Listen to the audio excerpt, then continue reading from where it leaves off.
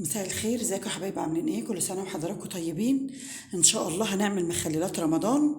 انا عملت معاكم البتنجان قبل كده وخليناه لشهر الكريم.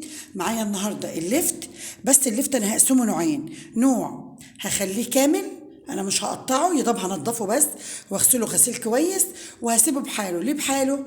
علشان احطه يفضل معايا لاخر رمضان، ما يدوبش معايا. وعامله ده ومكبره كمان عشان يستحمل معايا. لكن ده انا هحطه في اول البرطمان تحت كده بحاله زي ما هو،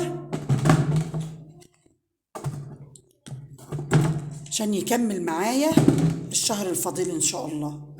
لانني لو بنيت البرطمان ده متقطع فهيدوب مني، لان انتوا عارفين ان الاستهلاك بيبقى قليل. فاحنا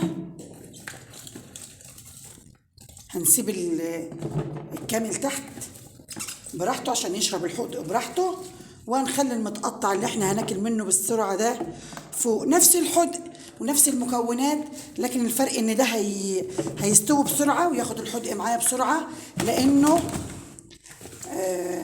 متقطع. لكن ده مش متقطع فهيصبر معايا ان شاء الله.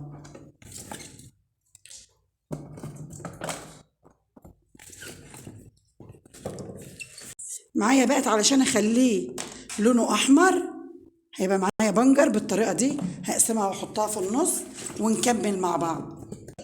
وانا حطيت كمان في قلب البرطمان زي ما احنا شايفين قرنين شطة يدوله حرارة وبرضه يحافظوا على اللفت ما يدوبش معانا. كده يا حبايبي انا حاطه معايا مقدار ده ميه، وحاطه فيه كيس ملح خشن كامل. حطيت معاه مكعبات من البنجر علشان يساعدوا في اللون. يعني انا عشان عامله البرطمان لرمضان فانا مكتره البنجر فيه عشان يديلي حمار زايد. انا هصب الميه عليه وبعدين اوريكم شكله في النهائي عامل ازاي.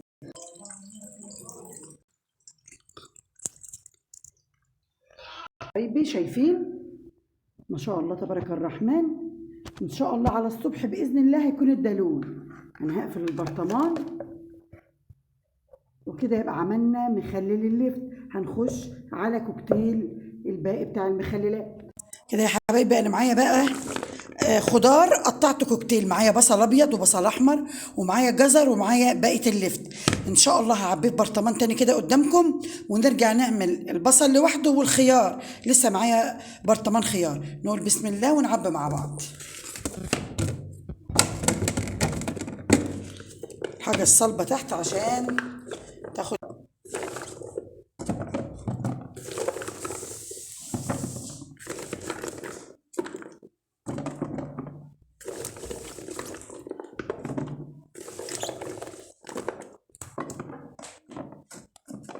وهحط في وسط ده كده فصين توم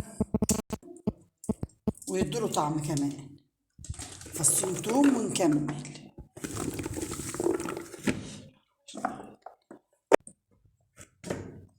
كده. معايا برطمان ده اكتمل كده.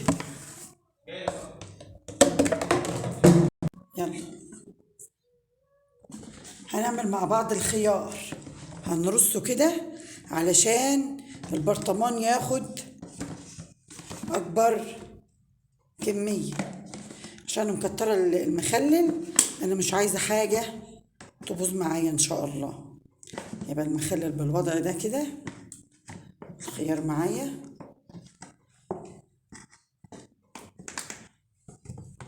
وانا كمان بحب خياري يكون لوحده، ما بحبش مخلل الخيار يدخل معاه اي مخلل تاني. كل ما تكون الخيارة صغيرة كل ما يكون معانا الخيار جميل. كده خيار خلصناه مع بعض. الملح واظبط الحدق بتاع الاتنين واحط مع الخيار توم كمان ونرجع يبقى لسه معانا البصل. كده انا ظبطت الحدق بتاعهم وهنحط كمان على الخيار.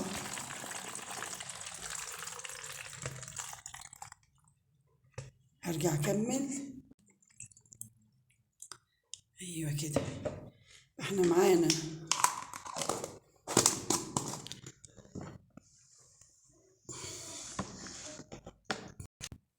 كده حطينا البصل كمان خللت البصل معاكم وهحط فيه بنجر علشان يحمر.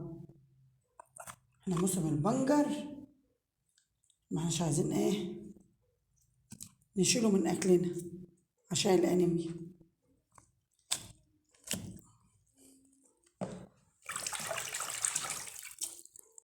انزل كده بالحدق على البصل، وبحب الملح زاد شوية عن باقي المخللات.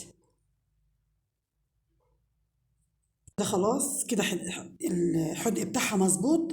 لما غطاها كده هيبقى معانا. يا حبايبي كل سنة وحضراتكم طيبين ورمضان كريم، يا رب يجي علينا بالخير والبركة لنا ولأولادنا، وإن شاء الله تبقى سنة سعيدة علينا. عملنا مع بعض شوية مخللات عاديين خالص موجودين في كل بيت، بدل ما نروح نجيب المخللات من بره متبقاش نظيفة، لا المصدر نظيف ولا الإيد اللي عاملاها نظيفة، وعلى الكلام اللي احنا بنسمعه بتضاف لها فاحنا عملنا حاجات في البيت كلها بسيطة. إن شاء الله بإذن الله أنا مطلعة الهريسة حطاها في الفريزر، لما تفك بس عامله فلفل احمر وضربه فيه توم وحط عليه معلقه خل، وهضيفه على الجزر، هحطه على مخلل الجزر علشان يديله طعم ونكهه. ده كان الشكل النهائي لمخللاتنا النهارده. واهم حاجه في المخلل تقفلي كويس عشان ما يدخلهمش هوا، دخل هوا هتلاقي الطبقه الفوقانيه اللي من فوق دي جالها عفن. تقفلي كويس خالص. وعملنا شويه مكونات كلها بحاجات بسيطه وسهله جدا.